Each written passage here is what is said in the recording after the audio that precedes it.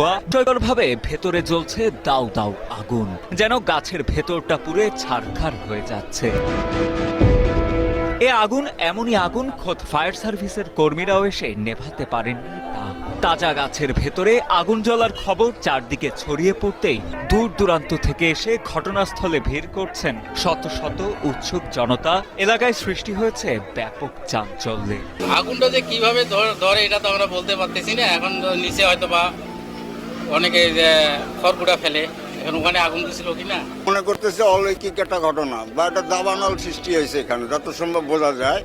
এই ভিতর থেকে প্রতিটা ডাল থেকে যেভাবে আগুন বেড়াতেছে তাতে তো গাছের মানে বয়স অনুপাতে বলা লাগে প্রায় 50 বছর বয়স হয়েছে এই গাছের। আমি সকালে এসে যখন দেখলাম এই অবস্থা, আমি নিজেও ভিডিও করে নিলাম। নিয়ে অনেকে আবার বলতেছে যে আসলে এগুলো মানুষের লাগানো আগুন, কারণ এই গাছটা অনেক পুরাতন, তো অনেক পুরাতন গাছের দেখা যায় যে বাইরে গাছপালা অনেক, কিন্তু ভেতরের অংশটা অনেকটা শুকায়ে গেছে। শুকায় যাওয়ার কারণে আগুনটা হয়তোবা বিভিন্ন কাণ্ড দিয়ে বের হচ্ছে।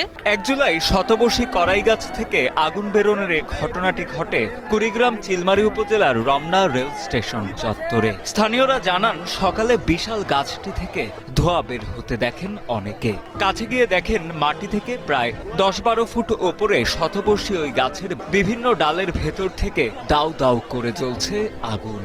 সে সময় এলাকার লোকজনের পাশাপাশি ফায়ার সার্ভিসের কর্মীরাও সেই আগুন নেভাতে ব্যর্থ হন। তবে কিভাবে এই আগুনের সূত্রপাত তা খতিয়ে দেখার দাবিও জানান এলাকাবাসী। আগুনের একটা কুণ্ড, মানে ওই ভাড়ার আগুন, যেমন আমার দরজা খুললে ধরনের আগুন দেওয়া যায় না, ওইরকম তন্দুরের আগুন। এই গাছের সাথে আমার সুসম্পর্ক, মানে আত্মা বেতাত্মার সম্পর্ক। আমাকে এখানে দিনে 24 ঘন্টা অতিবাহিত করা লাগে, কিন্তু আমি তো কল্পনা করতে পারতেছি না এই আগুনটা কিভাবে আসলো, কিভাবে লাগলো। এর আগে এখানে মেথরেরা ছিল, তখনও তো এরকম অঘটন ঘটে নাই। ওরা তো এখানে সাথে ছিল, ঘর লাগা ছিল।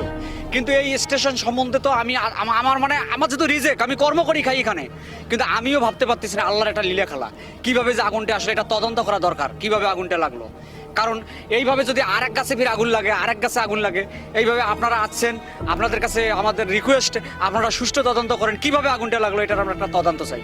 এদিকে করাই গাছে এমন রহস্যজনক অগ্নিকাণ্ডের ঘটনার পর ঘটনাস্থল পরিদর্শন করেন কুড়িগ্রাম চিলমারী উপজেলা নির্বাহী কর্মকর্তা সবুজ কুমার বসাক। তিনি জানান সব দিক থেকে চেষ্টা করেও গাছটির আগুন নেভাতে পারেনি ফায়ার সার্ভিসের কর্মীরা। গাছটি বাংলাদেশ রেলওয়ের অধীনে থাকায়